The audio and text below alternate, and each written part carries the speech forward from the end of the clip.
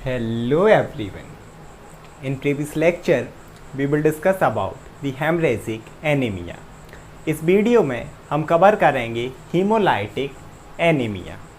तो स्टार्ट करते हैं इंट्रोडक्शन से। जैसे कि हमारा वर्ड ही क्या है, सेल्फ एक्सप्लेनेटरी, खुद ही अपने आप को एक्सप्लेन कर रहा। एनीमिया का तो क्या मतलब हो गया, ब्लड की कमी, आरबीसी की कमी, हीमोग्लोबिन की कमी, आयरन की कमी।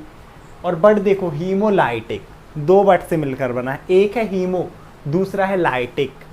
हीमो मतलब क्या, हीमोग्लोबिन, किसके अंदर, आरबीसी के अंदर।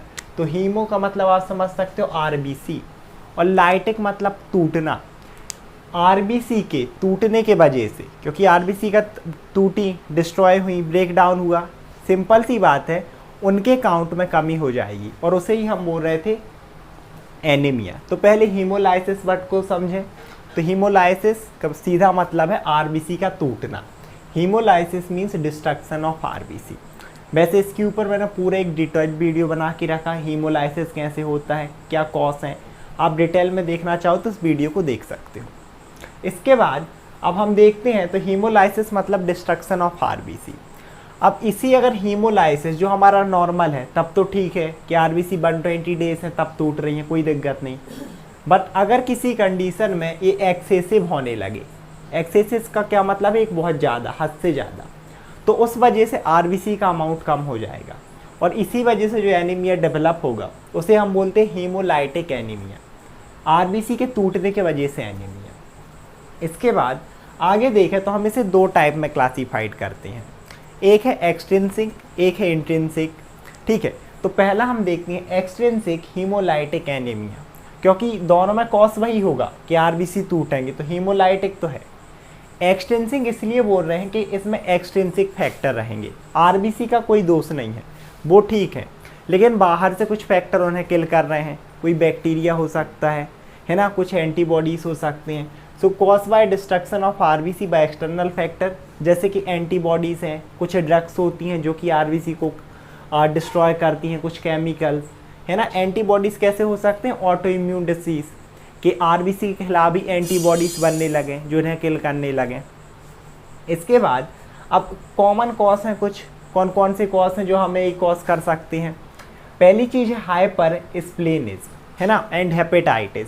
हेपेटाइटिस में तो पर्टिकुलरली हेपेटाइटिस, मलेरिया, इनके जो भी वो होते हैं ना, हम बोलते हैं कॉजेटिव ऑर्गेनिज्म, जो इनको कॉज कर सकता है ना, चाहे वो प्लाज्मोडियम हो या फिर हम यहाँ पर देखें तो हेपेटाइटिस वायरस, ये डायरेक्टली ही आरबीसी को डिस्ट्रॉय करने लगते हैं, इनसे जो टॉक्सिन्स निकलते हैं, टॉक्सिक सब्सटेंस।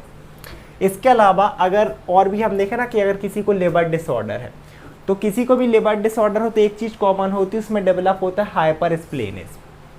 हाइपर क्या, हाइपर मीन्स ज़्यादा, वैसे मैंने स्प्लीन वाली वीडियो में एक्सप्लेन किया है।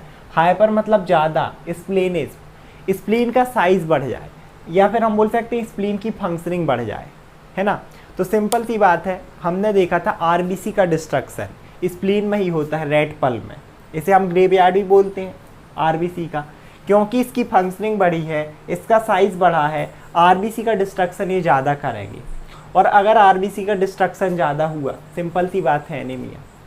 एक आपका किडनी फेलियर, इससे भी आपका हो सकता है, कैसे कि भाई किडनी अगर फेलियर है, ये क्या करती है, हम देखें तो एरिथ्रोपोइटिन, उसका अमाउंट कम सीक्रेट करेगी, जिससे आपकी आरबीसी एक तो टूट रही हैं, ऊपर से बन भी नहीं पा रही, क्योंकि एरिथ्रोपोइटिन एक ऐसा फैक्टर जो प्रोडक्शन इंक्रीज करवाता है।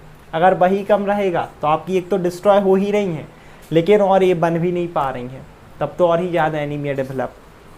इसके बाद सेकेंड देखें तो इंट्रिंसिक हीमोलाइटिक एनीमिया। फिर से हीमोलाइटिक मतलब आरबीसी आपकी डिस्ट्रॉय होंगी, बट अब जो फैक्टर होगा दैट इज़ इंट्रिंसिक, मतलब आरबीसी में खुद कुछ ऐसा डिफेक्ट है कि वो अपने आप डिस्ट्रॉय हो रही हैं, है ना, उन्हीं में कोई बीमारी है।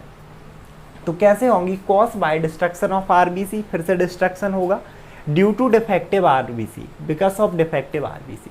आरबीसी को डिफेक्टिव है मतलब वो सही से बनी नहीं है, या तो उनमें हीमोग्लोबिन सही नहीं है, उनका स्ट्रक्चर सही नहीं है। हमने चैन देखी थी अल्फा 2 बीटा 2, है ना, हीमोग्लोबिन बहुत इंपॉर्टेंट है, तो अपन इसका पूरा देखे थे ना हीमोग्लोबिन वाले वीडियो में। अगर इनका स्ट्रक्चर सही नहीं है और इनका लाइफ स्पैन कम हो जाएगा इस वजह से। नॉर्मल था 120 डेज, बट क्योंकि ये डिफेक्टिव है तो मान लो कोई है जो 80 डेज ही जी रही है, कोई 100 डेज, कोई ये 50 में ही जो किल हो रही हैं, तो इस वजह से अब आरबीसी में कमी हो जाएगी। आपकी बॉडी इतनी प्रोड्यूस ही नहीं कर पा रही है, बोन मैरो से इतनी आरबीसी प्रोड्यूस ही नहीं हो पा रही है जितनी ज़्यादा डिस्ट्रॉय हो रही हैं। तब आपको फिर से क्या हो सकता है, यही anaemia. So there is production of unhealthy RBC. अगर अनहेल्दी आरबीसी है तो ये क्या होती है, शॉर्ट लिव्ड, मतलब वही लाइफ स्पैन कम हो जाएगा, जिससे आरबीसी की कमी और एनीमिया। अब देखो ये जो कंडीशन है ना, इट इज़ ऑफन इनहेरिटेड। ज़्यादातर ये क्या होती है, इनहेरिटेड, मतलब अनुवान से। क्या आपको दादाजी को थी या फादर को थी, तो एक से दूसरे में, है ना, जो अनुवांशिकता से एक पीढ़ी से दूसरी पीढ़ी में चले। और किसके साथ ये ज़्यादातर इंक्लूड रहती है, सिकल सेल एनीमिया और थैलेसीमिया, दोनों अब ये इनहेरिटेड डिसऑर्डर है, एक पीढ़ी से दूसरी पीढ़ी में जाने वाली। सिकल सेल एनीमिया में पर्टिकुलरली क्या हो जाता है कि आरबीसी का नॉर्मल शेप अपन ने देखा था, बाइकॉनकेव डिस्क शेप, इस तरीके से। लेकिन इस कंडीशन में ये कुछ ज़्यादा वो हो गया, इस तरीके से हमने देखा था ना। अब इसमें क्या होता है, आरबीसी का शेप सिकल शेप, जो सिकल शेप क्या अपना हंसिया, अगर आप लोग को पता हो, इस तरीके से जो कटाई के लिए यूज़ करते हैं, उस तरीके से आरबीसी का शेप हो जाता है। गूगल में आप इमेज चेक कर सकते हो। तो आरबीसी का डिस्ट्रक्शन ज़्यादा होने लगता है। दूसरी चीज़ क्या है, तो ये है sickle shape of RBC. Details में इन दोनों को अलग से बताऊंगा, है ना, क्योंकि यहाँ पर बहुत ज़्यादा हो जाएगा। दूसरी चीज़ है थैलेसीमिया, ये फिर से इनहेरिटेड डिसऑर्डर। इसमें आप पर्टिकुलरली क्या हो जाता है कि जो आपका हीमोग्लोबिन है वो सही नहीं बनता, एबनॉर्मल हीमोग्लोबिन, क्योंकि आपकी जो चेन थी ना अल्फ़ा टू बीटा टू, इनमें डिफेक्ट आ जाता है। तो इसी हिसाब से हम इसे भी दो टाइप में क्लासीफाइड करते हैं। एक होता है अल्फ़ा थैलेसीमिया, एक होता है बीटा थैलेसीमिया। जब अल्फ़ा चेन में डिफेक्ट तो अल्फ़ा थैलेसीमिया, जब बीटा में तो बीटा थैलेसीमिया। अब सिकल सेल एनीमिया और थैलेसीमिया को हम आगे अलग से इनको डिटेल में पढ़ेंगे। आई होप आप लोग वीडियो समझ में आई होगी। Thank you so much everyone.